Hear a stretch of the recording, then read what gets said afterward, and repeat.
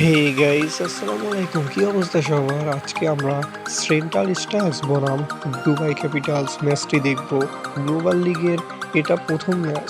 So let's go. Global Super League 2025-এর প্রথম out নিরসন ডিকোবেলা। গ্লোবাল সুপার লিগের প্রথম ম্যাচে দুবাই ক্যাপিটালসের শুরুর একাদশে আছেন সাকিব আল হাসান। অপেক্ষার অবসান ব্যাটিংয়ে সাকিব আল হাসান হিস্টোরি ম্যাট। প্রথম প্লেয়ার হিসেবে প্রফেশনাল ক্রিকেটে 5 বলে 5 উইকেট পেলেন আয়ারল্যান্ডের অলরাউন্ডার কার্টিস কাম্পার। গ্লোবাল সুপার লিগে মাঠে নেমে অর্ধশতক সাকিবের ব্যাটে। 58 রানে অপরাজিত থেকে ইনিংস শেষ করলেন সাকিব আল হাসান। সাকিবের 58 রানে ভর করে সেন্ট্রাল স্টার্সকে 166 রানের টার্গেট দিল দুবাই ক্যাপিটাল।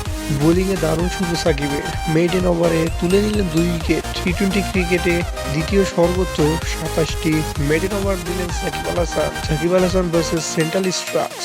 37 বলে 58 রান এবং তুলে নিলেন 13 রান দিয়ে 4 ওভার করে 4 উইকেট। গ্লোবাল সুপার লিগে প্রথম ম্যাচে 4 উইকেট সাকিব আল হাসানের ঝুলি। সাকিব আল হাসানের অলরাউন্ড নৈপুণ্যে জিএসএল এর প্রথম ম্যাচে 22 রানের জয় পেল Dubai Capitals. Who cares if one more light goes out the sky of a million star, it flickers. টি-20-তে 43 বারের মতো ম্যাচ সেরা সাকিব আল হাসান। পরের ম্যাচেই 500 হবে, মানে 500 উইকেট তার ঝুলিতে হবে ইনশাআল্লাহ।